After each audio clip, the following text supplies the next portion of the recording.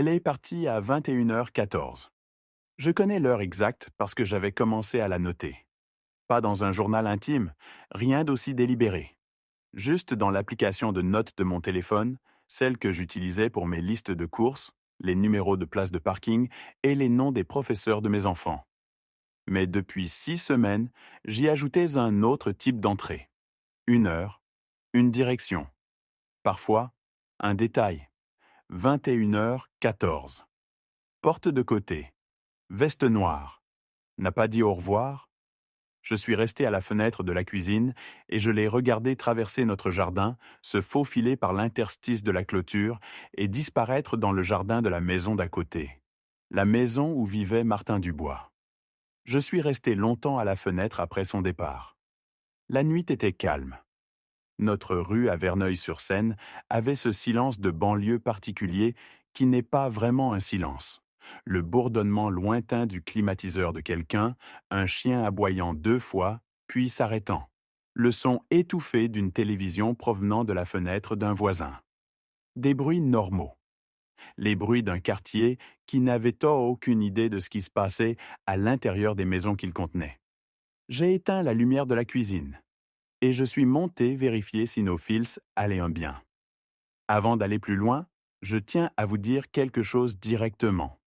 Si vous regardez ceci tard le soir, si vous avez un écouteur dans une oreille et l'autre sorti parce que vous écoutez en essayant de vous endormir, ou si vous êtes tombé sur cette vidéo parce que quelque chose dans votre propre vie vous a poussé à la chercher, je suis content que vous soyez là. Laissez-moi un commentaire et dites-moi d'où vous regardez. Ces messages me rappellent que je ne porte pas cette histoire seule. Et une note importante avant de continuer. Certaines parties de ce que vous êtes sur le point d'entendre ont été ajustées pour protéger la vie privée de toutes les personnes impliquées. Les noms, les lieux et certains détails d'identification ont été modifiés. Mais le cœur de ce qui s'est passé, ce que j'ai découvert, ce que cela a signifié et ce que cela m'a coûté, est réel. Je m'appelle Daniel Hargrove. J'ai 44 ans. Je suis marié à Claire depuis 16 ans. Nous nous sommes rencontrés à la fin de la vingtaine à une fête d'anniversaire chez un ami commun à Chicago, où nous vivions tous les deux à l'époque et que nous n'aimions pas particulièrement. Elle portait une robe verte et se disputait avec quelqu'un pour savoir si un film qu'elle avait adoré était vraiment bon ou juste visuellement impressionnant. Je me tenais à proximité, faisant semblant de chercher quelqu'un, mais écoutant en fait son argumentaire. Et quand l'autre personne est partie, j'ai dit « Pour ce que ça vaut, je pense que vous aviez raison. » Elle m'a regardé une seconde et a dit « Je sais. Nous nous sommes mariés 2 ans plus tard, lors d'une petite cérémonie chez ses parents dans le Wisconsin. Notre fils Ellie est né l'année suivante et notre plus jeune fils, Gaspard, est arrivé 4 ans plus tard. Nous avons déménagé à Verneuil-sur-Seine quand Gaspard avait 2 ans, attiré par le bon secteur scolaire et le genre de rue tranquille où les enfants pouvaient faire du vélo sans que personne ne s'inquiète trop. C'était le genre de vie qui, de l'extérieur, donnait l'impression que tout s'était déroulé comme prévu. Et pendant longtemps, de l'intérieur aussi, c'est ce que nous avons ressenti. Je suis ingénieur en structure. Je travaille de longues heures.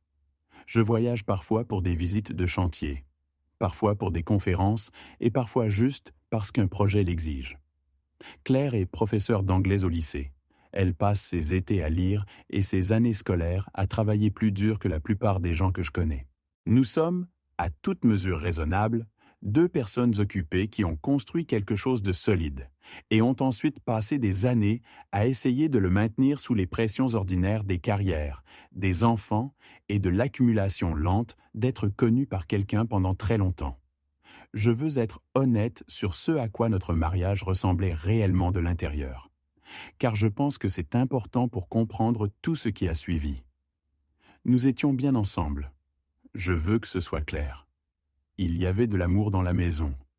Pas le genre haletant et urgent que nous avions eu à Chicago avant l'hypothèque, les enfants et l'installation décennie après décennie dans la vie ordinaire, mais quelque chose de plus stable et de plus structurel. Le genre d'amour qui se manifeste dans les petites constantes. La façon dont elle s'assurait toujours qu'il y avait du jus d'orange dans le réfrigérateur parce qu'elle savait que j'en buvais tous les matins. même si elle trouvait ça trop sucré. La façon dont j'emmenais Ellie à l'entraînement, sans qu'on me le demande, parce que je savais que les jeudis soirs étaient ces journées d'enseignement les plus difficiles. La façon dont nous connaissions les rythmes de l'autre et travaillions avec eux sans discussion. Mais il y avait aussi des silences. Pas des silences de colère, juste des creux, des espaces où la conversation avait progressivement été remplacée par la coordination, où le «comment s'est passée ta journée» était devenu un passage de relais logistique plutôt qu'une vraie question. Je le remarquais parfois, le soir, quand nous étions dans la même pièce à lire ou à regarder la télévision, et que je la regardais en réalisant que je ne savais pas ce qu'elle pensait. Pas seulement à ce moment-là, en général. Je me suis dit que c'était normal, que c'était à ça que ressemblaient les mariages de longue date. Que les gens qui parlaient de maintenir une communication passionnée après 20 ans à élever des enfants dans une banlieue pavillonnaire mentaient ou avaient considérablement plus d'énergie que le reste d'entre nous. Peut-être que c'était vrai, ou peut-être que c'était simplement commode d'y croire. Nous n'étions pas un couple dramatique. Nous ne nous disputions pas à voix haute. Notre mariage n'était pas le genre que n'importe qui de l'extérieur aurait pu observer en se disant « Attention à cela ». Ce qui, je crois, explique en partie pourquoi il m'a fallu si longtemps pour voir ce qui se passait sous mes yeux. Martin Dubois avait emménagé dans la maison d'à côté il y a 2 ans. Il était divorcé, avait-il dit en se présentant par-dessus la clôture ce premier samedi matin. 48 ans, architecte, originaire de Portland. Il avait l'un de ces visages qui paraissent plus jeunes que leur âge et cette sorte d'assurance facile que certains prennent pour de la chaleur. Il avait apporté une bouteille de vin lors de son premier dîner chez nous, que Claire avait suggéré, et il s'était assis à notre table pour parler de ses enfants, 2 filles étudiantes sur la côte ouest, avec l'affection légèrement mélancolique d'un père divorcé qui a fait la paix avec la distance. C'était une bonne compagnie. Je l'appréciais suffisamment. Claire l'appréciait plus que suffisamment. Je l'ai remarqué immédiatement, la façon dont elle riait à ses histoires avec une décontraction qu'elle n'avait pas toujours avec les gens qu'elle venait de rencontrer. Mais ce n'était pas alarmant. Claire était une personne sociable. Elle était chaleureuse avec les gens qu'elle appréciait, et elle appréciait la plupart des gens jusqu'à ce qu'ils lui donnent une raison de ne pas le faire. J'ai rangé ça dans un coin de ma tête et n'y ai plus pensé. C'était ma première erreur. La première fois que j'ai remarqué quelque chose, c'était un mardi soir, début octobre. J'étais descendu vers 22h30 pour un verre d'eau. Je lisais au lit et j'avais l'un de ces maux de tête légers qui signifie que l'on n'a pas bu assez d'eau de la journée. La cuisine était sombre. Les lunettes de lecture de Claire étaient sur le comptoir à côté de son livre, laissées là comme elle le faisait toujours quand elle avait fini pour la nuit, ce qui signifiait habituellement qu'elle était allée se coucher. Mais son côté du lit était vide quand j'étais descendu. J'ai bu l'eau. Je suis resté debout dans la cuisine un instant. Et puis, j'ai entendu la porte latérale, celle qui donne sur le jardin, se refermer doucement. Je suis allé à la fenêtre. Elle traversait le jardin dans l'obscurité. Habillée, pas en pyjama, se déplaçant avec détermination. Je suis resté là pendant une trentaine de secondes, ce qui m'a semblé considérablement plus long. Puis la lumière de la cuisine de Martin s'est allumée. Elle a frappé. Il a ouvert la porte. Elle est entrée. Je suis resté à ma fenêtre 1 minute de plus, peut-être 2. Puis, je suis remonté. Je me suis allongé dans le lit, dans le noir. Je l'ai entendu revenir à 23h47. Je l'ai entendu enlever ses chaussures dans le couloir. Je l'ai entendu ouvrir doucement la porte de la chambre avec la prudence de quelqu'un qui ne veut réveiller personne. Elle pensait que je dormais. Je n'ai rien dit. Le matin, elle a fait du café et m'a demandé si je voulais des œufs. Et les garçons sont descendus bruyants et exigeants comme le sont les enfants de 10 et 14 ans le matin. Et la journée a recouvert ce qui s'était passé la nuit précédente et a continué son cours. Je n'ai rien dit ce matin-là non plus. Je ne sais pas si c'était de la faiblesse ou de la stratégie. Peut-être les deux, peut-être ni l'un ni l'autre. Peut-être avais-je simplement besoin de plus d'informations avant d'être prêt à devenir un homme dont le mariage s'effondrait. La deuxième fois, c'était 4 jours plus tard. Même schéma. À peu près à la même heure. Dans la même direction, à travers le jardin. J'ai regardé depuis la même fenêtre. Cette fois, elle portait quelque chose. Un petit sac, le genre qu'elle utilisait pour son ordinateur portable ou ses copies d'élèves. Elle a frappé et est entrée. Et la lumière de sa cuisine est restée allumée bien après minuit. J'ai pris ma première note dans l'application de notes. 14 octobre, jardin. 21h30. Retour minuit 17, sac d'ordinateur portable. J'ai fixé cette entrée pendant longtemps après l'avoir écrite. Il y a des moments dans un mariage où l'on arrive à un carrefour et où on le sait, même si on ne veut pas le savoir. Une direction est la conversation.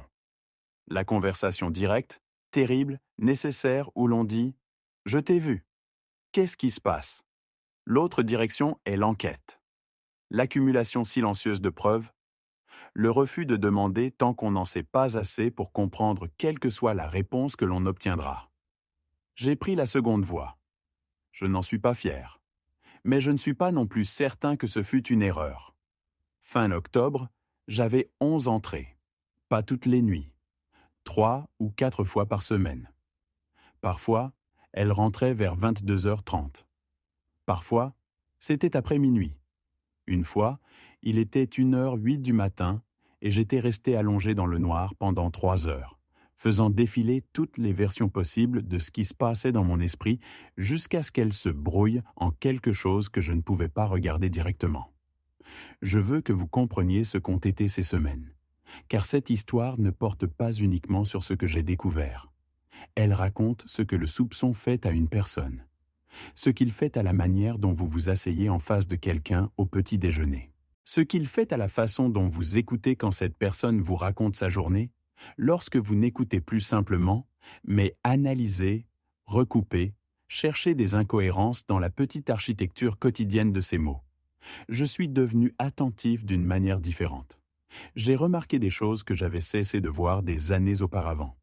La façon dont elle inclinait son téléphone quand elle envoyait des messages, la manière dont elle marquait parfois une fraction de seconde de pause avant de répondre à une question sur sa soirée, la façon dont elle était légèrement plus chaleureuse que d'habitude les matins après être allée chez le voisin, comme si ces visites libéraient quelque chose en elle, et que cette libération était visible dans l'après-coup. J'ai essayé d'en faire une preuve de quelque chose, mais je n'y suis jamais vraiment parvenu. J'ai aussi, et je n'en suis pas fier, commencé un autre genre d'observation. Rien de dramatique. Je n'ai pas fouillé son téléphone. Je ne l'ai pas suivi.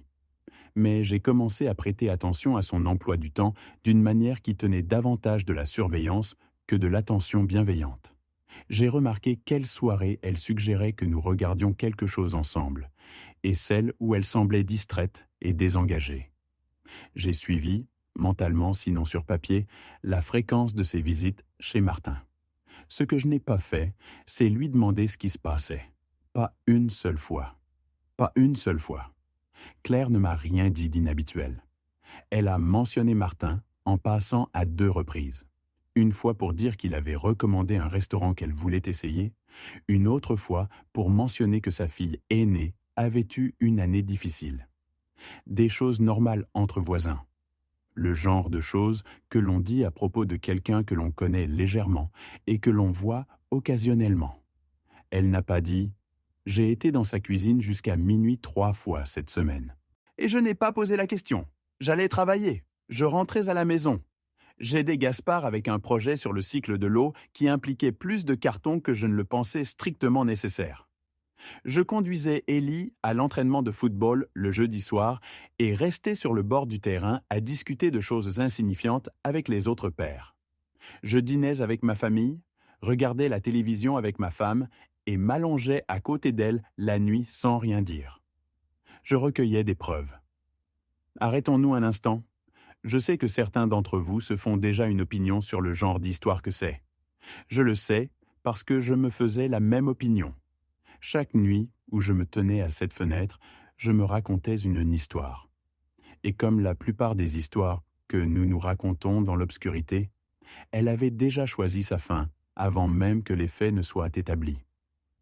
Avant de vous dire ce que j'ai fait ensuite, abonnez-vous si ce n'est pas déjà fait. Ce qui vient ensuite change tout, et je veux que vous soyez là pour ça. J'ai acheté l'appareil un mercredi début novembre. Je tiens à être précis sur ce que c'était, car je pense que le mot micro-espion le fait paraître plus cinématographique qu'il ne l'était.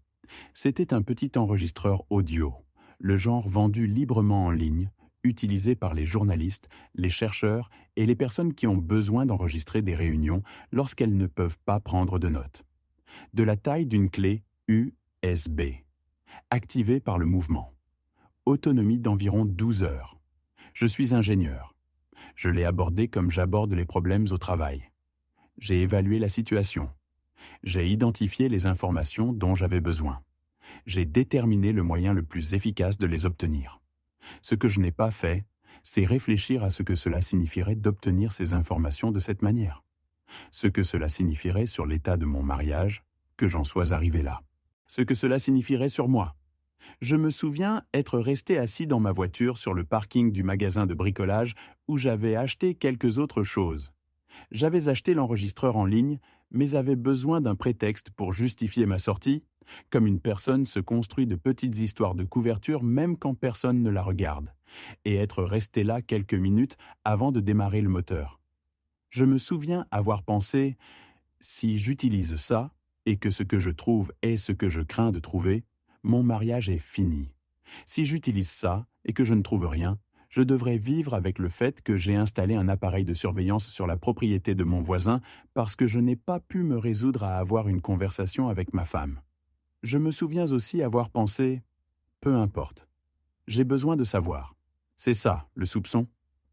À un certain point, il cesse de concerner l'autre personne et devient une affaire personnelle. Une question de votre propre besoin de résoudre l'incertitude, quel que soit le coût de cette résolution. Je me suis dit que j'avais besoin de la vérité. Ce dont j'avais réellement besoin, c'était d'arrêter d'imaginer. Ce moment de vérité est venu plus tard.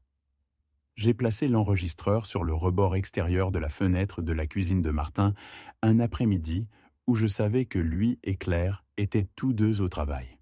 C'était un large rebord avec un pot en terre cuite rempli d'herbes d'hiver mortes qui n'avaient pas encore été enlevées. L'enregistreur s'est glissé facilement derrière le pot, invisible depuis le jardin, orienté vers la fenêtre de la cuisine pour capter le son. Je l'ai testé avec ma propre voix depuis le jardin. Je suis rentré à l'intérieur. J'ai attendu. Elle est partie ce jeudi-là, à 21h22. J'étais allongé dans mon lit, un livre à la main que je ne lisais pas, écoutant la maison s'installer autour de moi. Gaspard s'était endormi à 9h. Ellie était dans sa chambre avec son casque, ce qui était son mode de fonctionnement habituel à ce stade de sa vie. La maison était silencieuse de cette manière particulière qu'ont les maisons quand elles abritent des gens sans qu'il y ait de conversation. À 21h31, mon téléphone a vibré avec une notification de l'application de l'enregistreur. Mouvement détecté. Enregistrement en cours. J'ai fixé le plafond. Je n'ai pas ouvert l'application. Pas encore. Je me suis dit que j'attendrais que l'enregistrement soit terminé, qu'elle soit rentrée, que j'ai quelque chose à écouter plutôt qu'un flux en direct d'une chose que je n'étais pas prêt à entendre en temps réel. Elle est revenue à 23h52. J'ai entendu la porte de côté. C'est pas dans le couloir. La routine de salle de bain méticuleuse qu'elle avait la nuit. Le robinet qui coule, le placard qui s'ouvre et se ferme. Le grincement particulier de la troisième latte du plancher près de la fenêtre. Puis le matelas qui s'est affaissé lorsqu'elle s'est glissée à mes côtés. « Tu es réveillé ?» a-t-elle demandé doucement. « À peine, » ai-je répondu. Une pause. « Bonne nuit » a-t-elle dit. « Nuit » Elle s'est endormie rapidement, comme toujours. Claire pouvait s'endormir en 15 minutes, depuis un état de pleine conscience, un don que j'avais toujours envié et que ce soir-là, je trouvais insupportable. Je suis resté allongé à côté de ma femme endormie, à fixer le plafond pendant 2 heures de plus. Je n'ai pas ouvert l'enregistrement. Je l'ai écouté le lendemain matin. Les garçons étaient à l'école. Claire était au travail. Je me suis assis à la table de la cuisine, mon café refroidissant devant moi et mon téléphone posé face visible sur la table, et j'ai ouvert l'application. 2 h 19 minutes d'audio. J'ai appuyé sur lecture. Les 30 premières secondes étaient du vent, le léger frottement d'une branche contre quelque chose, puis des pas sur le porche en bois, le bruit d'une porte, et puis des voix. La voix de Claire d'abord. Désolé d'être un peu en retard. Gaspard a eu un truc à l'heure du coucher. La voix de Martin. C'est bon, tout va bien? Oui. Il avait juste besoin d'un peu plus de temps ce soir. Il était stressé à cause du contrôle de maths. Comment il s'en est sorti? Je ne sais pas encore. Demain. Le bruit de chaises. Le tintement de ce qui aurait pu être des verres. Puis un silence qui n'était pas inconfortable. Le silence de 2 personnes habituées l'une à l'autre. Et puis, Martin a dit « Comment vas-tu » Pas Gaspard. Toi. Une pause. Honnêtement, a dit Claire, j'ai peur. Ma main s'est crispée autour du téléphone. Depuis combien de temps maintenant a demandé Martin. Depuis fin août. Donc presque 3 mois. Et tu ne lui as toujours pas dit? Non. Un autre silence. Claire. Je sais, a-t-elle dit. Sa voix avait changé. Plus basse. Comme elle l'est quand elle essaie de ne pas pleurer et qu'elle y parvient presque. Je sais. C'est juste, je ne sais pas comment le dire sans que ça donne l'impression que tout s'écroule. Est-ce que ça s'écroule? Non, je ne crois pas. Mais ça fait comme si... Elle s'est arrêtée. Ça fait comme si, au moment où je le dis à voix haute, à lui, ça devenait une autre sorte de réalité. Je suis resté très immobile à ma table de cuisine. Tu dois lui dire, a dit Martin. Je sais. Il mérite de savoir. Ça aussi, je le sais. Une longue pause. J'avais juste besoin de plus de temps, a-t-elle dit doucement. Pour le comprendre moi-même d'abord, avant de devoir l'aider à le comprendre. Si vous pensez savoir ce qui vient ensuite, restez avec moi. Parce que c'est la partie de l'histoire où j'étais absolument certain de comprendre ce que j'écoutais. Je m'étais trompé avant. Je me tromperai encore. J'ai écouté le reste de l'enregistrement. Il a duré 1 h 47 minutes de plus. Ce que j'ai entendu n'était pas ce à quoi je m'attendais. Ce que j'ai entendu, c'était ma femme dans la cuisine de l'homme d'à côté, parlant d'un diagnostic qu'elle avait reçu 11 semaines plus tôt et pour lequel elle n'avait pas encore trouvé les mots à ramener à la maison. Fin août, Claire était allée chez son gynécologue pour ce qu'elle décrivait comme quelque chose qu'elle avait ignoré pendant des mois. Une fatigue qui ne répondait pas au sommeil, une pression qu'elle ressentait d'un côté et qu'elle avait attribuée au stress. Le médecin avait ordonné des tests. Les tests étaient revenus avec des résultats. Les résultats avaient conduit à d'autres tests, à une référence à un spécialiste, puis à une conversation dans un bureau beige avec une femme dont le nom était Dr Patricia Walsh, qui avait dit à Claire qu'elle avait une masse dans son ovaire gauche. Ni confirmée maligne, ni confirmée bénigne. À ce stade, inconnue. Ce qui était connu, c'est qu'elle était là, qu'elle grandissait lentement, qu'elle devait être surveillée, qu'il y avait une voie à suivre impliquant d'autres examens d'imagerie et probablement une chirurgie et un résultat qui était, Dr Walsh l'avait apparemment dit, très probablement bon mais pas quelque chose que nous puissions ignorer. Très probablement bon. Je me suis assis à la table de la cuisine et j'ai rejoué cette section de l'enregistrement 3 fois. Martin Dubois était un architecte qui avait perdu sa femme d'un cancer de l'ovaire 9 ans plus tôt. Je le savais, de cette manière lointaine dont je connaissais la plupart des choses sur Martin. Parce que Claire l'avait mentionné une fois, au cours de cette première année après son emménagement, comme on évoque les faits marquants de l'histoire d'un voisin. Sa femme s'appelait Suzanne. Elle avait 43 ans. Leur fille était au collège. Je n'avais fait aucun lien avec ce fait. Claire, si, en septembre, 3 semaines après son diagnostic, et ne sachant toujours pas comment en parler à la maison, elle avait frappé à sa porte et lui avait raconté ce qui se passait. Non pas parce qu'elle était amoureuse de lui, non pas parce qu'elle cherchait chez lui quelque chose que je ne lui donnais pas, mais parce qu'il était la seule personne dans son entourage immédiat à avoir vécu une telle épreuve. À s'être assis dans ses bureaux beiges, à avoir appris le vocabulaire spécifique de cette peur particulière. Qui comprendrait sans qu'elle ait à expliquer? Et Martin, qui avait perdu sa Suzanne et qui comprenait mieux que quiconque ce que signifiait de naviguer dans cette incertitude, avait ouvert sa porte et dit « Entrez quand vous en avez besoin. Parlez aussi longtemps que vous voulez. Je ne vais nulle part. » Elle avait accepté son offre 2 ou 3 fois par semaine, pendant 11 semaines. Voilà ce que j'avais observé depuis la fenêtre de ma cuisine. Voilà ce que j'avais noté dans mon application de notes à 21h14, 21h22 et 21h30. Ma femme, portant sa peur à la seule personne en qui elle avait confiance pour la contenir sans se briser, tandis que je me tenais à une fenêtre obscurcie, construisant un dossier contre elle. Je dois m'arrêter ici un instant, parce qu'il y avait 2 choses que je ressentais à cette table de cuisine, et je veux être précis sur chacune d'elles. La première était un soulagement si immédiat et si physique que mes yeux en brûlaient. Elle n'avait pas d'aventure. Elle n'avait pas choisi quelqu'un d'autre.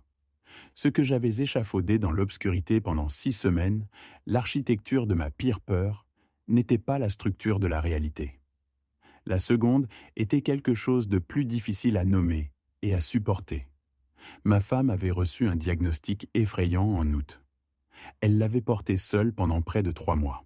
Elle avait trouvé un moyen de gérer cela, de traverser ses journées, d'aider Gaspard avec ses angoisses du soir et de conduire Ellie à l'entraînement de football et de s'asseoir en face de moi au dîner chaque soir. Et elle avait fait tout cela pendant que je me tenais à une fenêtre, cataloguant ses mouvements, achetant un appareil d'enregistrement et construisant un dossier contre la personne qui portait plus de peur que je ne le savais. Elle ne m'avait pas dit. Et je n'avais pas demandé. Pas une seule fois. Pas une seule fois en 3 mois je n'avais regardé ma femme pour lui demander « Est-ce que ça va? Il se passe quelque chose? Tu sembles, quoi? Différente? Plus silencieuse? Plus prudente ?» J'avais remarqué la différence. J'avais choisi de l'interpréter comme de la dissimulation plutôt que de la détresse. Qu'est-ce que cela disait de moi? Qu'est-ce que cela disait de ce que nous avions construit en 16 ans? Que lorsqu'elle avait eu besoin d'un endroit sûr pour s'effondrer, elle ait choisi le voisin plutôt que le mari? Je suis resté assis à cette table de cuisine pendant longtemps. Je dois dire quelque chose à tous ceux qui regardent ceci, parce que je sais ce que certains d'entre vous pensent. Vous pensez, mais elle aurait dû lui dire. Vous pensez, c'est de sa faute. Vous pensez, il avait tout à fait le droit d'être méfiant, vu ce qu'il voyait, et le problème ici est son secret, pas sa réaction. Et une partie de cela est vraie. Mais voici ce que j'ai dû accepter, ce que j'accepte encore. La raison pour laquelle elle ne m'a pas dit, ce n'était pas qu'elle ne me faisait pas confiance, c'était qu'elle était terrifiée à l'idée de me voir avoir peur. Elle me l'a dit plus tard. Elle a dit « Au moment où je te l'aurais dit, j'aurais aussi dû prendre soin de toi. Et il ne me restait plus assez pour ça. » Ce n'est pas flatteur d'entendre ça sur soi. C'est la vérité. Elle est rentrée ce soir-là à l'heure habituelle, 16h45, des sacs sur l'épaule et cet air particulier qu'elle avait à la fin d'une journée d'enseignement. Capable et légèrement épuisée, comme les athlètes après un bon entraînement. Elle m'a embrassé sur la joue.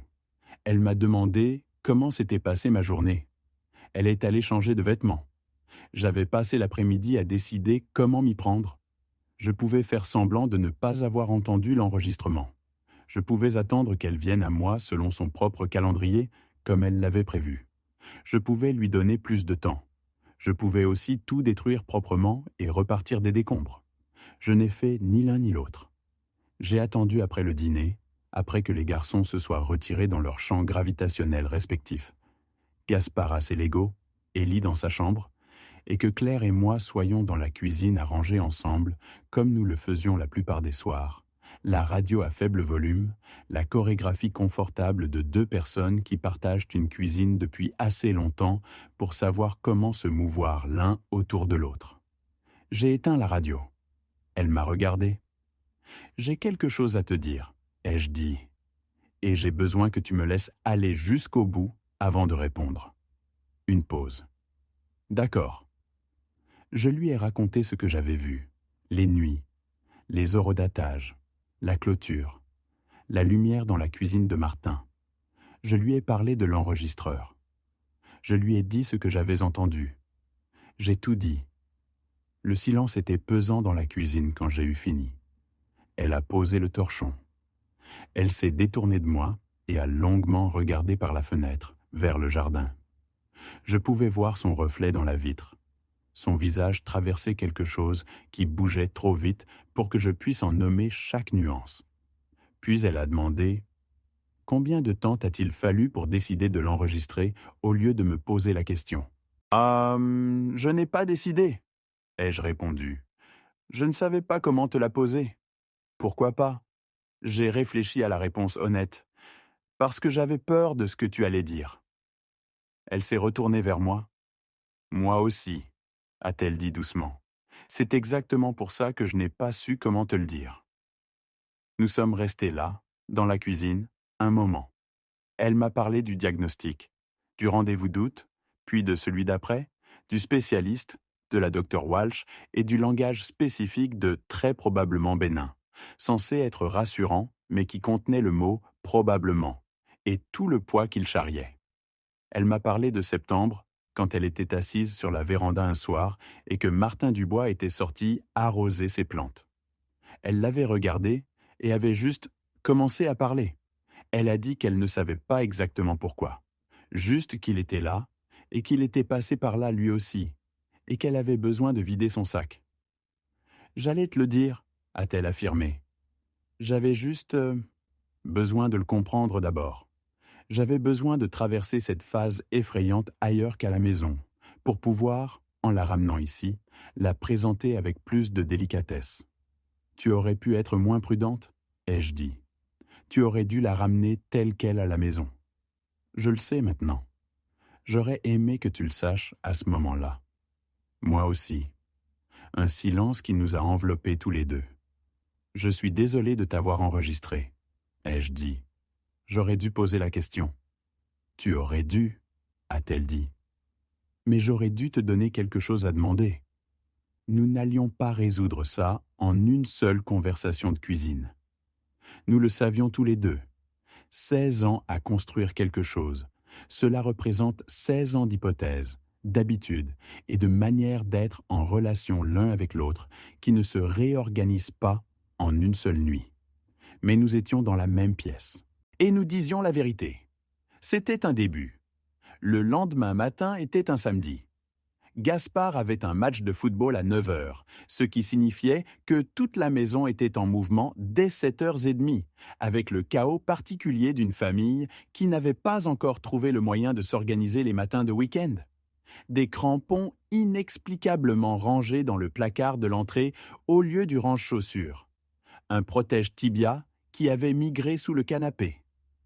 Gaspard dans un état de légère anxiété à propos du match, qui se manifestait principalement par des commentaires sur tout ce que les autres membres de la maison faisaient de travers. J'ai fait le café. Claire a trouvé le protège tibia. Nous sommes allés au terrain dans la même voiture, ce qui était normal, et nous nous sommes tenus sur le bord du terrain dans l'air froid d'octobre, ce qui était aussi normal, et l'équipe de Gaspard a gagné 3-2. Ce qui a produit chez lui une réaction complètement disproportionnée par rapport aux enjeux d'une ligue de football récréatif des moins de 10 ans, mais tout à fait appropriée à un enfant de 10 ans. Nous nous sommes arrêtés pour des beignets sur le chemin du retour.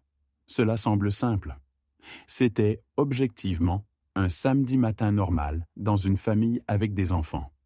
Rien n'aurait été remarquable pour un observateur extérieur.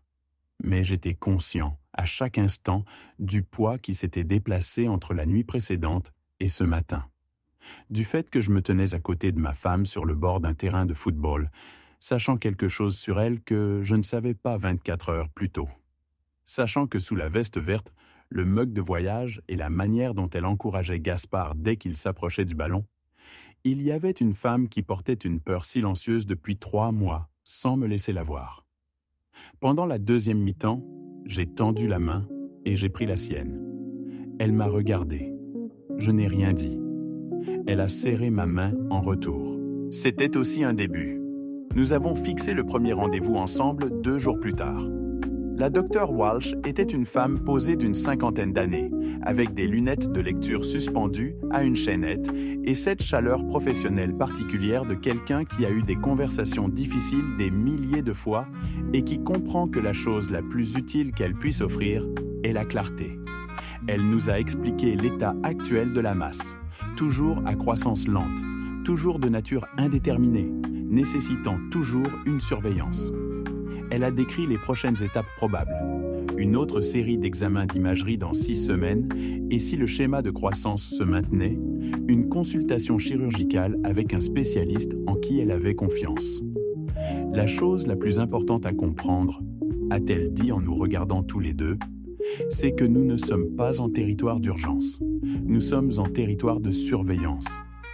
Il y a une différence significative. J'ai tenu la main de Claire pendant tout le rendez-vous. Sur le parking après, dans la lumière grise de novembre, elle s'est appuyée contre la voiture, m'a regardé et a dit « J'aurais dû t'amener ici en septembre. »« Oui, » ai-je dit. « Es-tu en colère ?» J'y ai réfléchi. Je l'étais. Ce matin, je l'étais. Je crois qu'en ce moment, je suis juste content d'être là. Elle a hoché la tête. Nous sommes montés en voiture. Les semaines qui ont suivi n'ont pas été simples. Il y a une version de cette histoire où la découverte, la conversation et ce moment sur le parking résolvent tout de manière nette. Où l'honnêteté éclate comme un rayon de soleil. Le mariage est restauré. Tout le monde tire les leçons et va de l'avant. Ce n'est pas la version qui s'est produite. Ce qui s'est passé a été plus chaotique, plus lent et a exigé bien plus de nous deux qu'une simple confrontation dramatique. Nous avons commencé à consulter une thérapeute en décembre. La docteure Anita Moore, que nous avions trouvée grâce à une recommandation de la conseillère d'orientation scolaire de Claire, avait cette bonne habitude professionnelle de poser la question exacte à laquelle vous n'étiez pas prêt, puis d'attendre en silence complet jusqu'à ce que vous y répondiez. Dans son cabinet, nous avons dit des choses que nous ne nous étions jamais dites. Pas des révélations, à proprement parler, rien qui ne vienne réécrire toute l'histoire de notre mariage. Plutôt le poids accumulé de non-dits plus petits.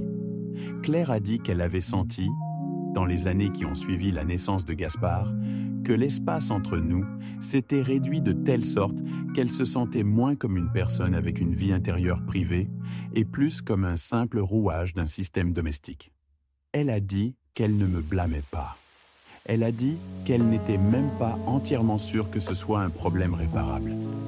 Elle a dit qu'elle avait commencé à affronter les choses difficiles en silence parce que l'alternative, les m'apporter, impliquait un niveau de traduction émotionnelle pour lequel elle n'avait pas toujours l'énergie.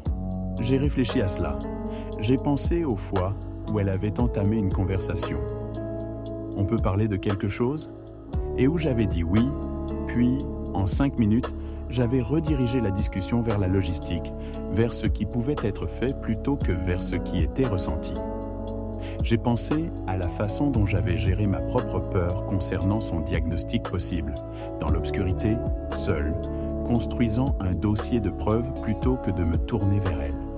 J'ai pensé à combien de mes instincts, face à une difficulté émotionnelle, étaient orientés vers la gestion de la situation plutôt que d'être pleinement dedans.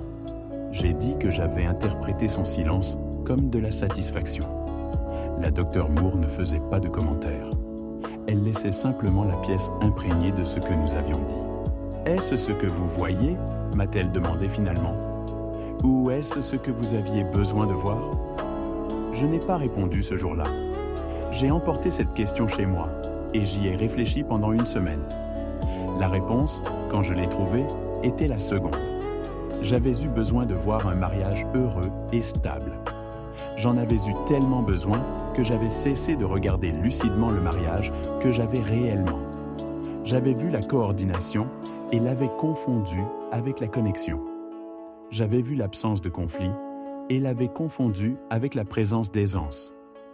Nous n'étions pas malheureux, mais nous avions construit, lentement et sans intention, une maison aux murs très épais entre les pièces. Les résultats de l'imagerie sont arrivés en janvier. La masse n'avait pas grossi. La docteure Walsh a dit que c'était la meilleure évolution possible à court terme. Une masse stationnaire était beaucoup moins préoccupante qu'une masse en croissance. Elle a recommandé une autre série d'examens d'imagerie dans 3 mois et, en supposant des résultats similaires, un passage à un protocole de surveillance plutôt qu'à une voie de traitement actif. J'ai regardé Claire entendre ces mots. J'ai observé la manière particulière dont la peur quitte un visage.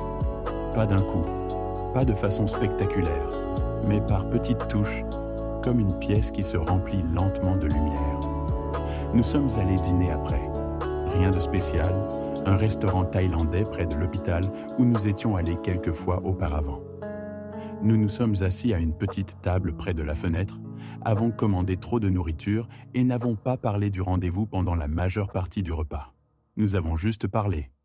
Des garçons, d'un voyage auquel nous pensions pour l'été, d'un livre qu'elle enseignait, qu'elle adorait et qu'elle enseignait depuis 10 ans en y trouvant toujours de nouvelles choses. Je l'ai regardé parler. J'ai pensé, c'est ma femme. Je suis assis en face d'elle à des tables depuis 16 ans et je n'ai toujours pas fini de la connaître. J'ai pensé, j'ai failli laisser la peur m'apprendre quelque chose de faux sur elle. Je dois vous dire quelque chose à propos de Martin Dubois, car cela fait partie de l'histoire, et je l'ai laissé en arrière-plan assez longtemps.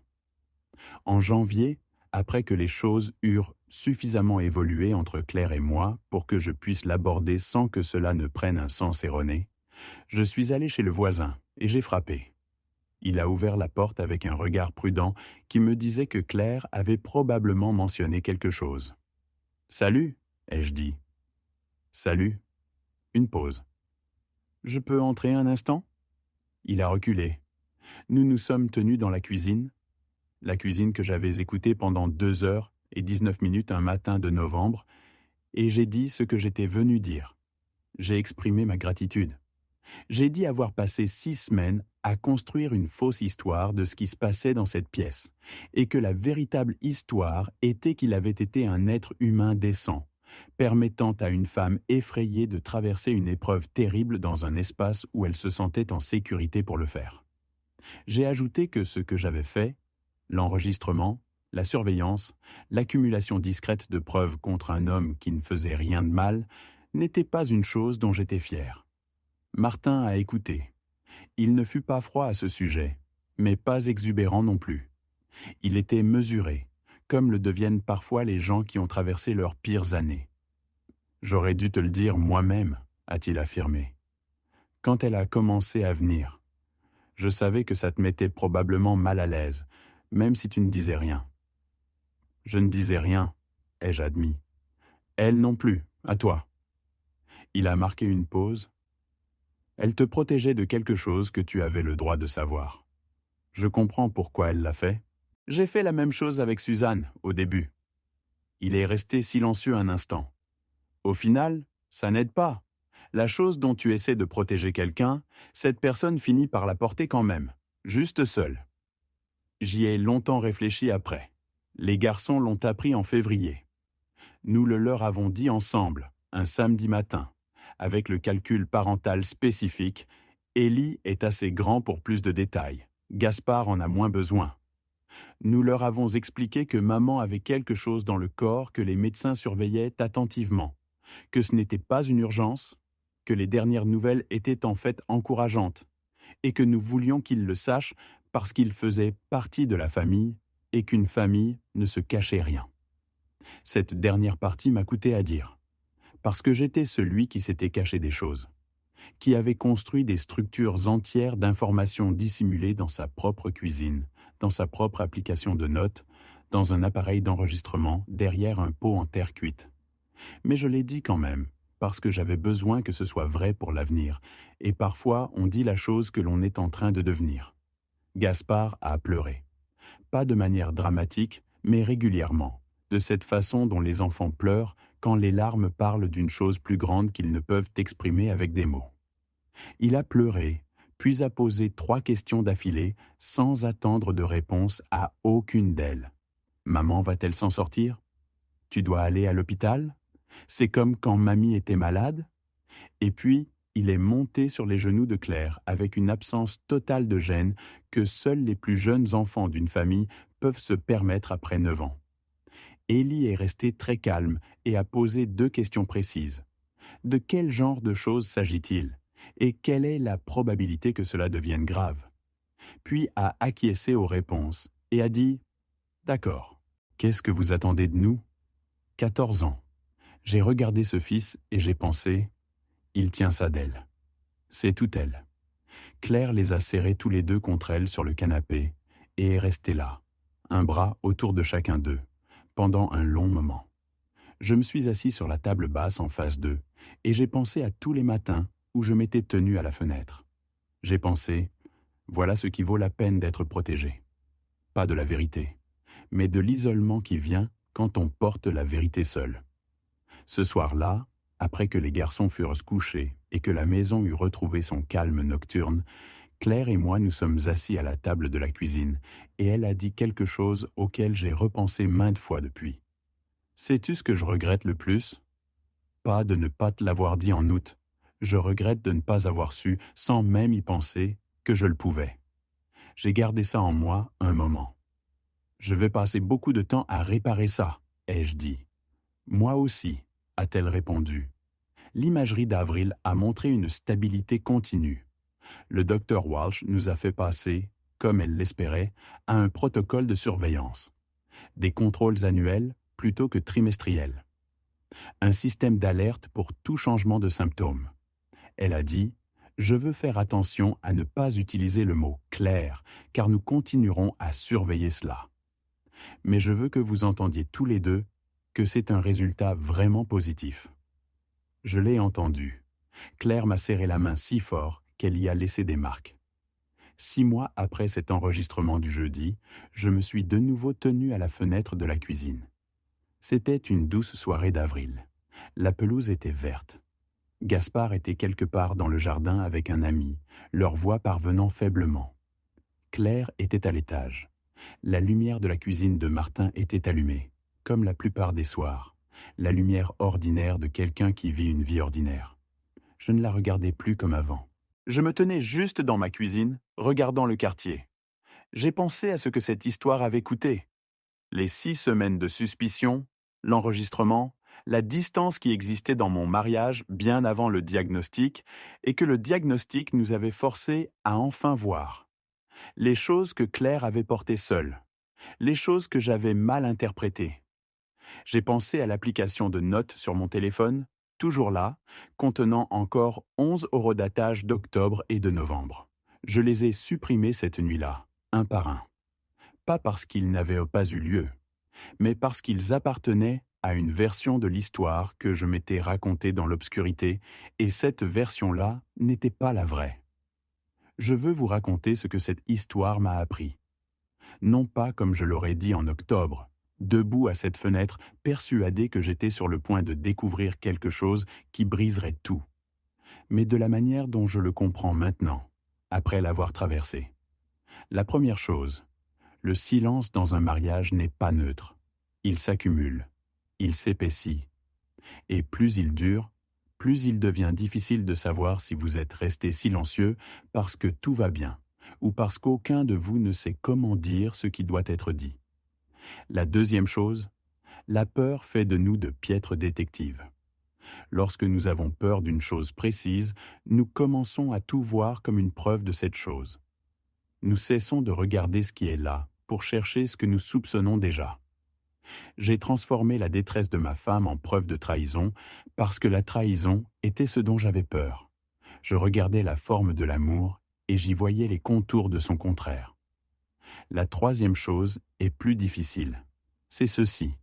J'aurais dû demander. Pas « est-ce que quelque chose ne va pas ?»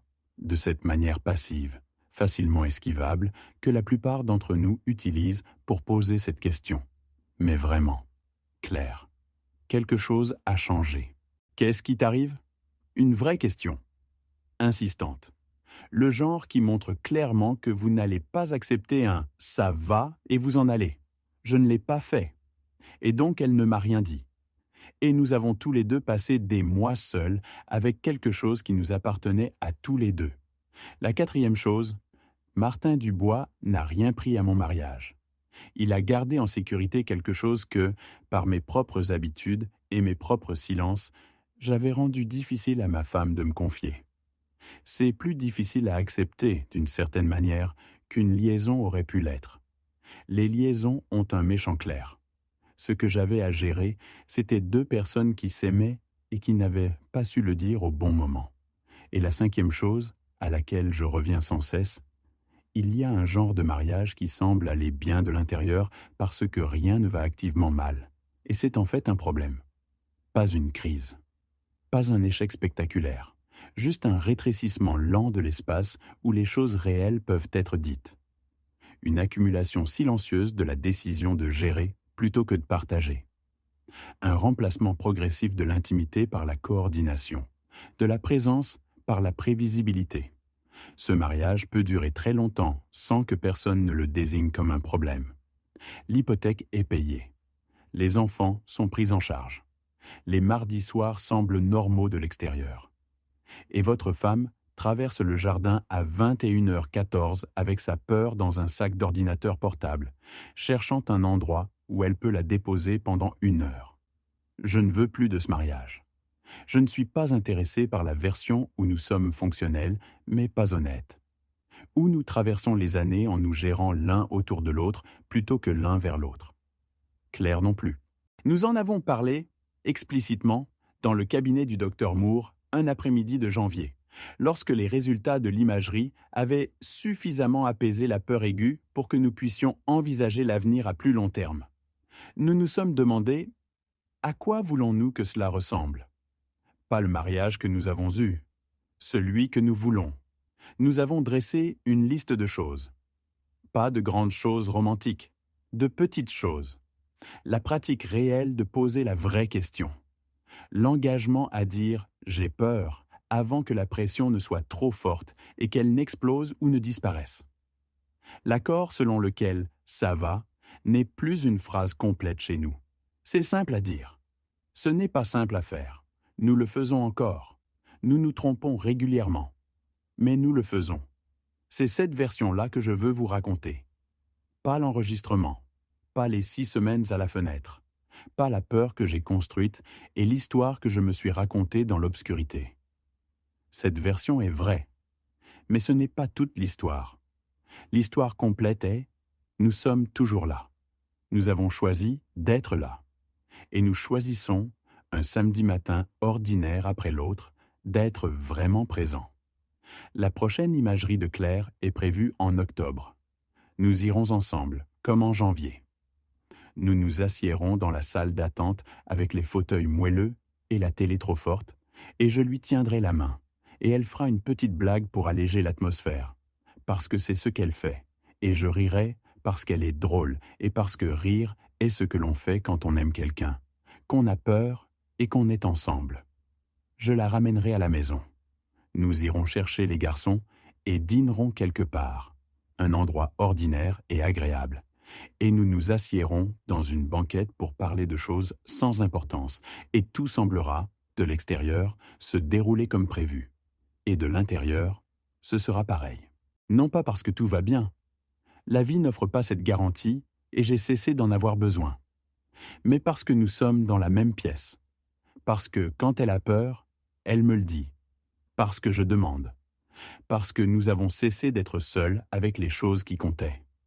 Si vous regardez ceci, et que vous êtes marié ou en couple, et que quelque chose plane entre vous et l'autre personne, quelque chose que vous ressentez tous les deux mais que personne n'a encore nommé, je vous demande directement de le nommer. Pas à votre voisin. Pas à votre application de notes à 21h14 dans l'obscurité. À la personne qui est allongée à côté de vous. Je sais que c'est difficile. Je sais que la conversation donne l'impression qu'elle pourrait briser quelque chose. Parfois, ça brise quelque chose. Parfois, ce qui se brise avait besoin de se briser. Mais ce que vous craignez de découvrir en posant la question n'est presque jamais aussi terrible que ce que vous construisez à la place dans le silence. Je le sais maintenant. Si cette histoire a trouvé un écho en vous, laissez-moi un commentaire. Dites-moi d'où vous regardez. Dites-moi si vous vous êtes retrouvé devant cette fenêtre de cuisine, d'une manière ou d'une autre, dans votre propre vie. Je les lis tous. Abonnez-vous si vous voulez plus d'histoires comme celle-ci. Des histoires vraies ou aussi vraies qu'elles peuvent l'être. Et prenez soin de vous. Et posez la question. N'attendez pas d'avoir déjà monté un dossier.